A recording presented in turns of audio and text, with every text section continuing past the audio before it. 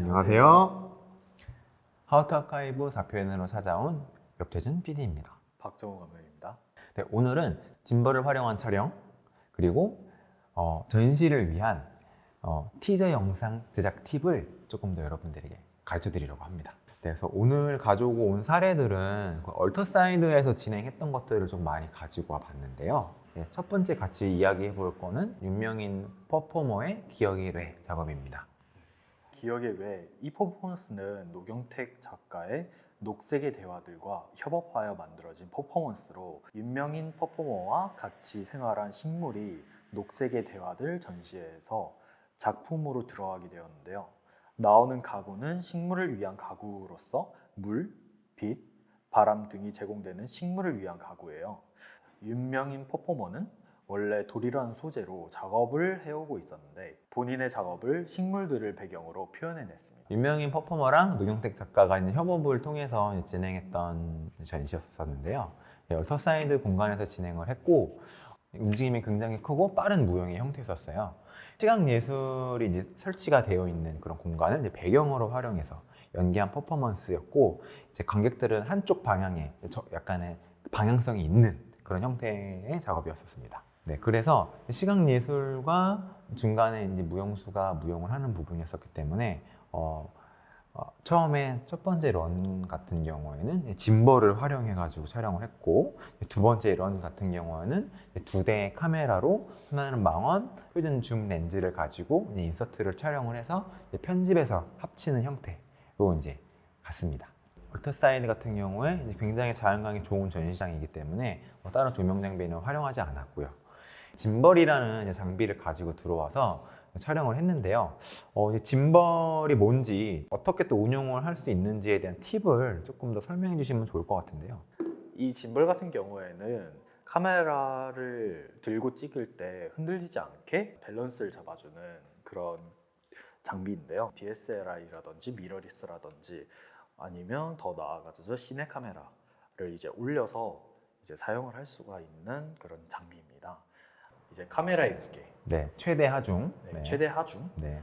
최대 하중에 따라 그 짐벌을 선택하는 그 방식이 달라지는데, 그리고 또한 이제 원핸드나 투핸드, 이제 여기 이거는 이제 원핸드인데 투핸드 같은 경우에는 조금 더 세밀하게 안정적인 촬영을 할 수가 있고, 원핸드는 조금 활용하는 방향성이 좀 달라요. 더 유동적으로 편하게 움직일 수도 있고 손목만 이용해 가지고 하거나 아니면 몸 전체를 같이 틀어 가지고 움직이거나 이렇게 두 가지의 방식으로 짐벌을 선택하시면 될 것 같습니다.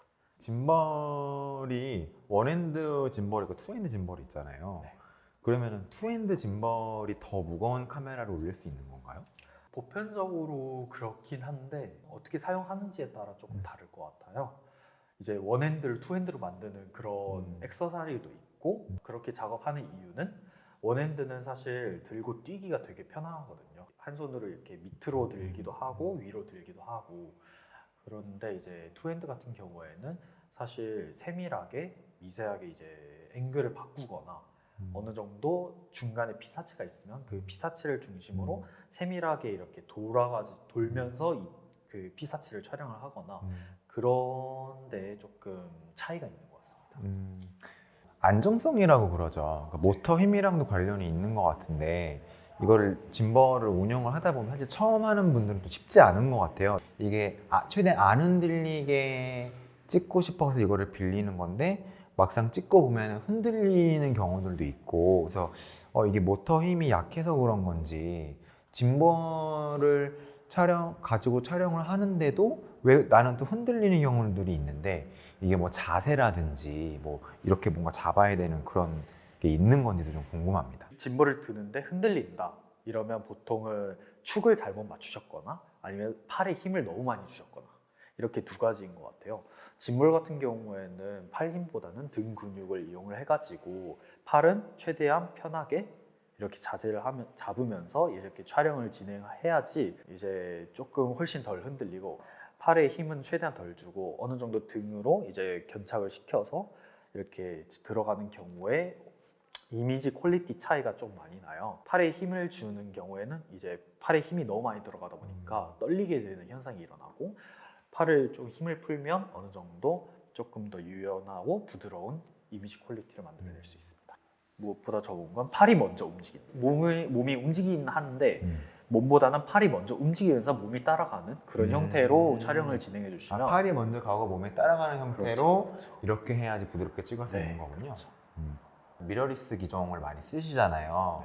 막 엄청 막 시내 장비, 막 영화를 찍는 그런 큰 카메라가 아니라 보통 뭐 하루 렌탈 그냥 4, 5만 원 정도의 DSLR이나 아니면 미러리스 형태의 카메라를 많이 쓰는데 이런 카메라를 올려가지고 촬영할 수 있는 좀 괜찮은 짐벌을 추천해 주시면 더 좋을 것 같아요. 한두 기종 정도.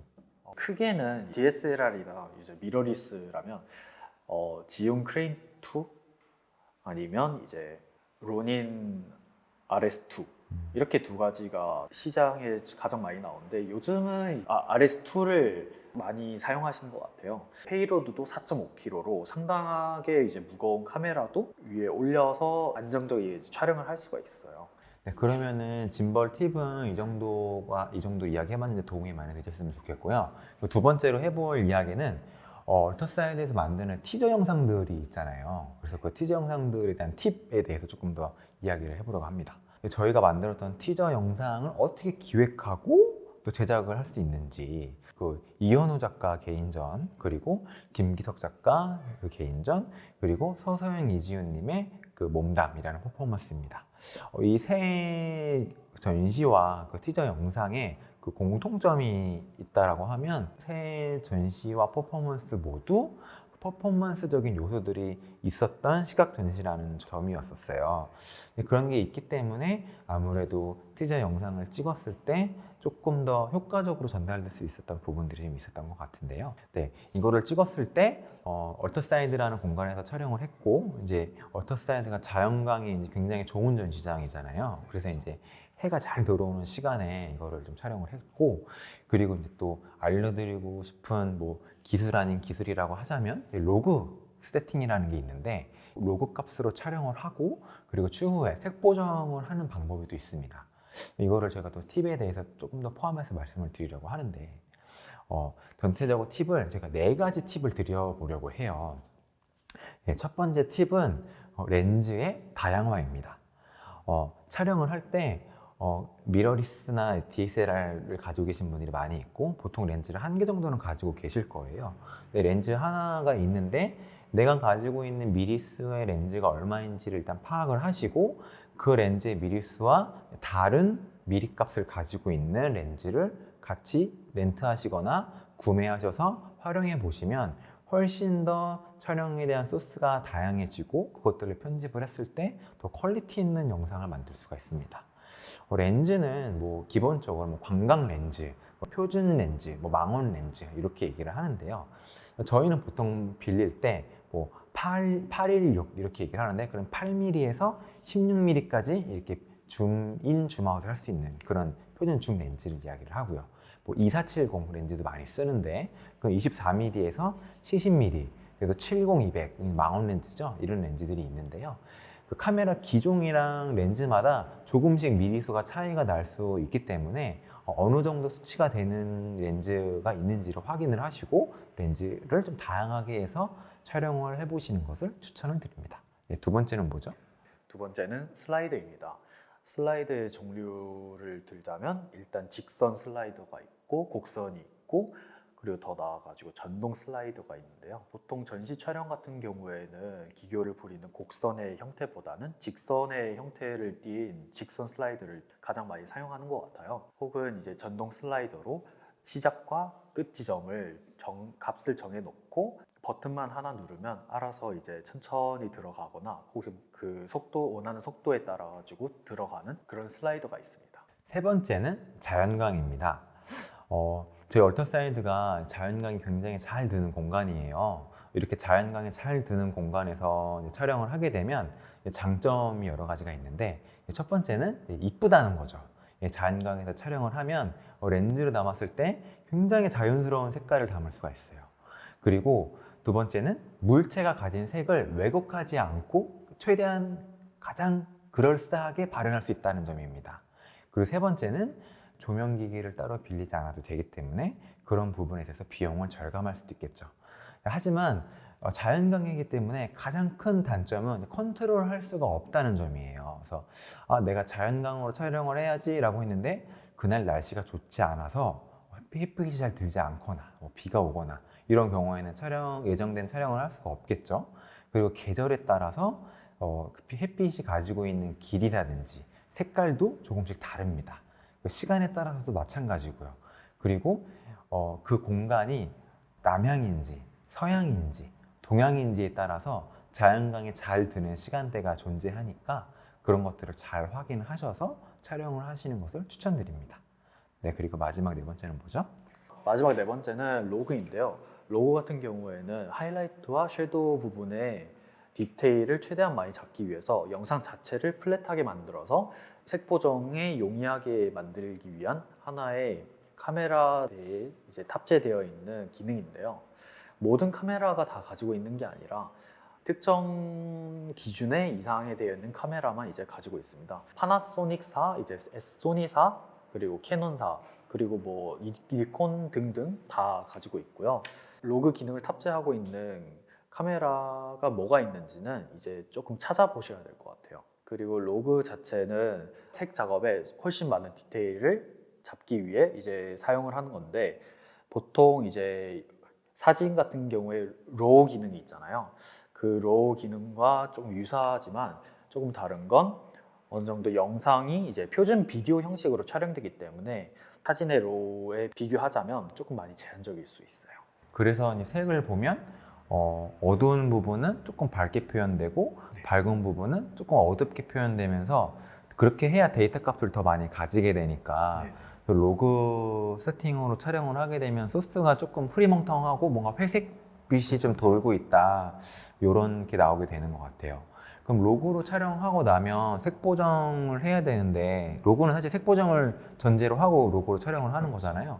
그럼 색 보정을 하게 되면 색 보정은 툴을 어떤 거를 사용하면 되는지, 그리고 또 공부도 좀 하셔야 될 텐데 뭐라고 또 찾아보시고 또 공부를 하셔야 되는지도 좀 알려주시면 좋을 것 같습니다. 요즘 많이 사용하는 프리미어 프로로 많이 사용을 하시는데, 조금 더 디테일하게 색을 만지고 싶다 하시면 다빈치 리졸브라는 프로그램도 있어요.